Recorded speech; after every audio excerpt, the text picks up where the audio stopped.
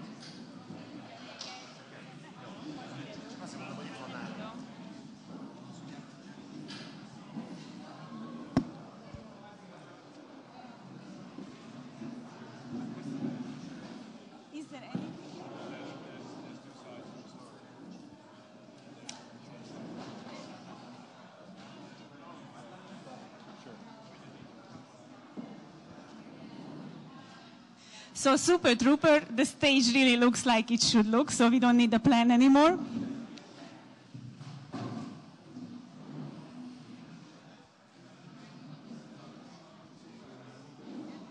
Paul.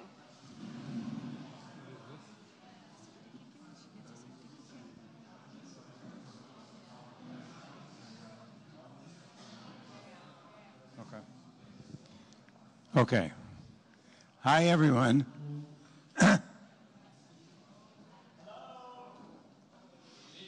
Yes. Now, come on, you got to wake up. All right.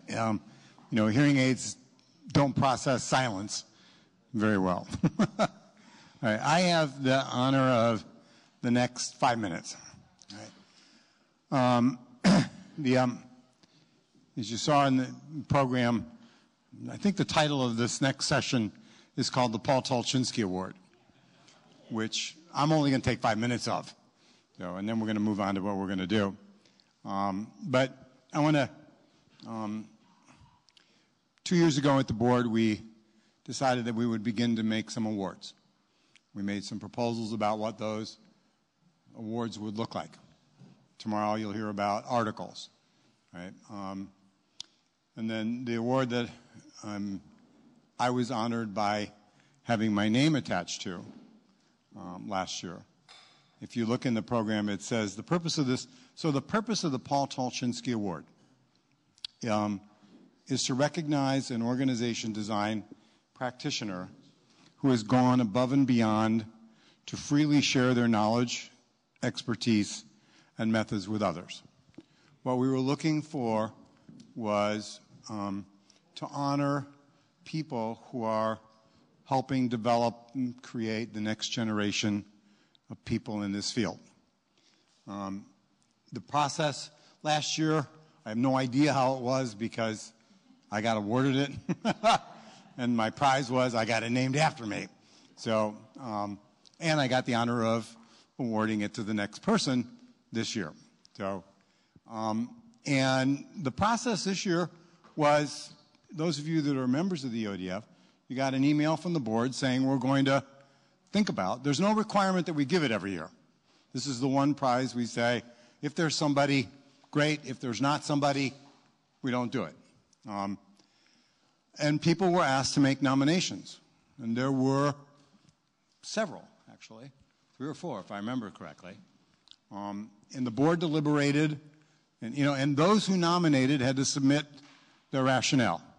Why do you think this person is deserving? And the people who were proposed were awesome. Every one of them was deserving in many ways. The person that actually won it this year, I couldn't think of a more deserving person.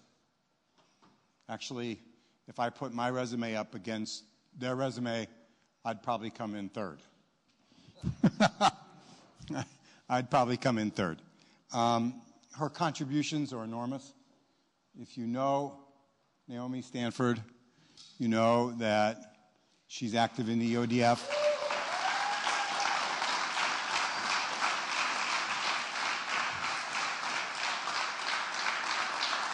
Right. She's everywhere. She's everywhere. She's in the EODF, the ODF. She's CIPD, for those of you that know the UK group. She speaks everywhere around the world. She talks about this practice. She writes about it religiously, I think every day. Almost every day, if not every day, right? She teaches, she talks, she writes, she inspires. That's what the award's all about. I couldn't keep up with her. Not possible. Not possible. It's my great pleasure and great honor to have, I couldn't decide, Naomi, if you're the first recipient of the Paul Tolchinsky Award or the second. But, but come on up here. Yeah.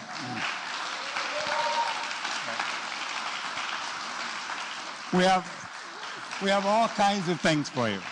So, as the first official recipient of the award, right, I have several things for you. Okay. First is something that actually acknowledges it. That's yours. Thank you.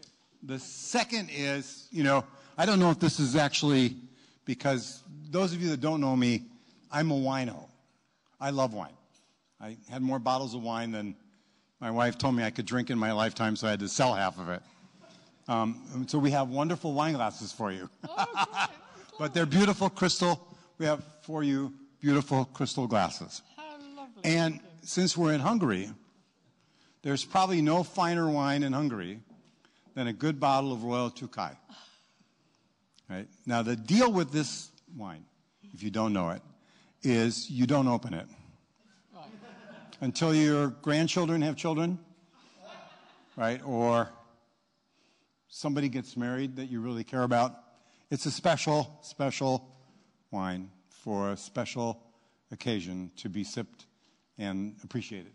Thank you. And I couldn't think of a better, more appropriate thing for you than something as precious as this. Thank you for everything you do. You're very welcome. You want to say something? You don't have to.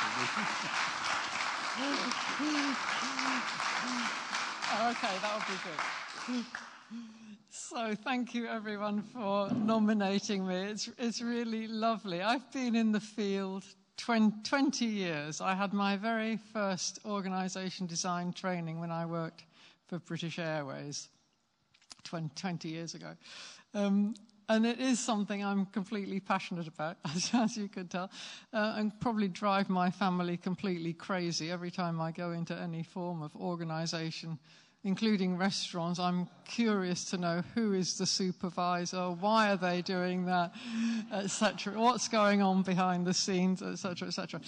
I just love that phrase that Paul made about creating the new generation, because it really is very important to think about organisations as they evolve. And I was just thinking about my career history, which has been in the private sector, the public sector, and now I'm with a UK government department. And the organisations evolve in very different ways. And in fact, I have a 1-year-old grandson, but I'm not starting to induct him in organisation design quite yet. But I am curious about the family dynamics of it all. And I do think that we've reached a really very interesting point in organisation design. And what I love seeing all this technology stuff is we don't know how to respond to it properly. And we've got no idea how to design organisations around this mass of technology that is coming at us wave after wave.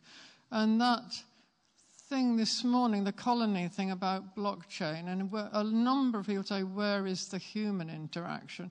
And I think that's a really excellent, challenging question for us of how the technology is always slightly neutral, although there are arguments that the developers put in their own biases as they develop the software.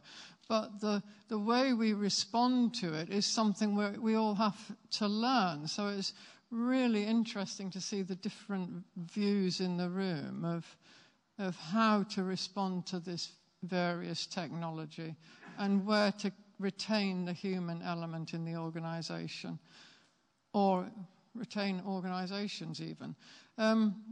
So it's great to see people much younger than me in the room, and I wish you well in your careers. I've had the most wonderful career in this field, and I've really enjoyed it, and I do hope that the next generations will be able to work with some of these enormous issues that we see in organisations, and that we don't all end up in some nightmarish science fiction type scenario like that first Russian science fiction book. Thank you very much for the award, and enjoy the rest of the day.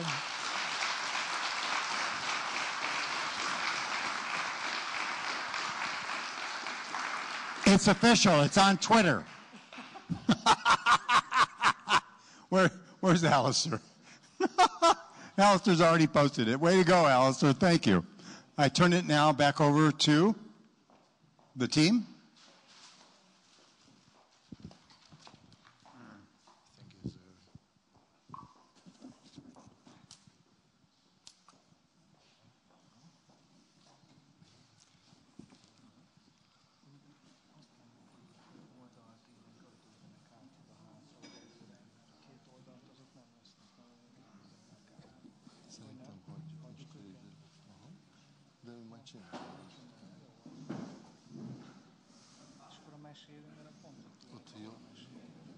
Majd ezt megoldom.